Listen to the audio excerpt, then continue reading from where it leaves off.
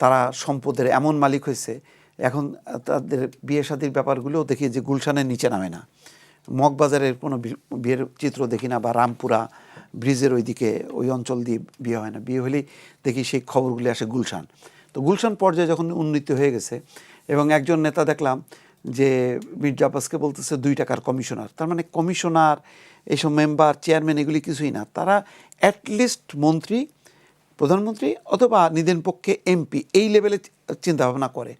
তো ফলে তারা ওইভাবেই সজ্জিত হয়েছে, তারা আর্থিকভাবেও ওইভাবে সজ্জিত হয়েছে যে যদি আমি এমপি হব অবশ্যই, এবং আমার তখন বাসস্থান থাকবে গুলশানে, এবং আমার যখন নাকি কোনো অনুষ্ঠান হবে গুলশানে হবে, ব্যক্তিগত পর্যায়ে হোক আর সামাজিক পর্যায়ে হোক। ফলে আমি এখানে কোনো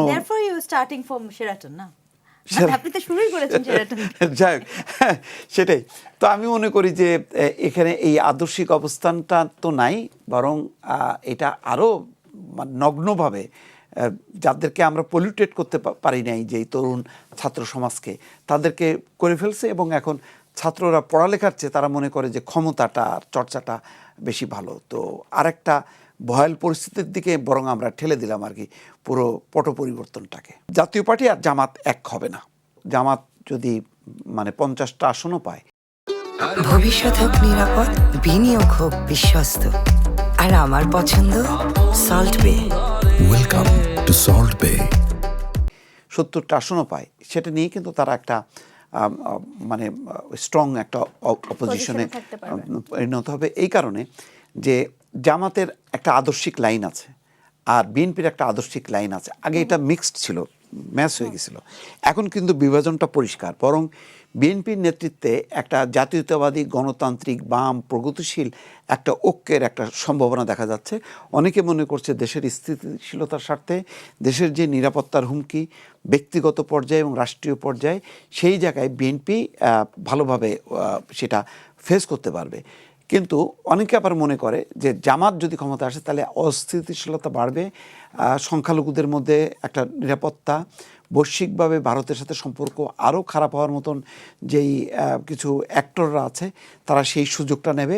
ফলে উত্তেজনাটা বাড়ার মধ্য দিয়ে বাংলাদেশের অবস্থানটা পশ্চিমা বিশ্বে এবং প্রতিবেশীদের সাথে সম্পর্কটা আরও খারাপ হবে। ফলে পরিস্থিতিটা ভিন্ন রূপ নেবে। সেই কারণেই অ্যাটিচিউডটাই আমি দেখছি তো, যে যেমন তারেক রহমান আসার পর দেখেন উনি কিন্তু পুরনো জিনিসটা বলছেন না। কেন বলছেন না? কারণ বলতে গেলেই সেখানে একটা বিরোধের মাত্রা আসবে, সুতরাং সে সামনের দিকে যাচ্ছে। কিন্তু তার বিপরীতে যারা রাজনীতি করছে কিন্তু তারা কিন্তু বারবার পেছনের দিকটা টেনে আনছে মানে কি, ওইটা না টানলে তারা কাউকে মোকাবেলা করতে পারছে না। বিএনপিকেও কিন্তু এখন ওইভাবে তারা কাউন্টার দিচ্ছে, বলছে যে তারা হচ্ছে আওয়ামী লীগের সাথে হাত মিলাইছে, তারা ভারতের সাথে হাত মিলাইছে, অর্থাৎ একটা শত্রুপক্ষ কিন্তু অলরেডি দাঁড়ায় গেছে। ফলে আমি একটা যেখানে বিভাজনটা পরিষ্কার দেখছি সেখানে ঐক্য হবে না। আর জাতীয় পার্টি আর আওয়ামী লীগের এই বিভাজনটা একেবারেই, তারা যেহেতু অনেক আগে থেকেই আওয়ামী লীগ আর জাতীয় পার্টির একটা একীভূত হয়েছে, আর জাতীয় পার্টির যেহেতু নিজস্ব কোনো আদর্শিক একটা বেজ নেই, সুতরাং তারা ওই লতা পাতার মতন আওয়ামী লীগের ক্ষমতার সাথে ছিল। ফলে জাতীয় পার্টি আর জামাত এক হবে।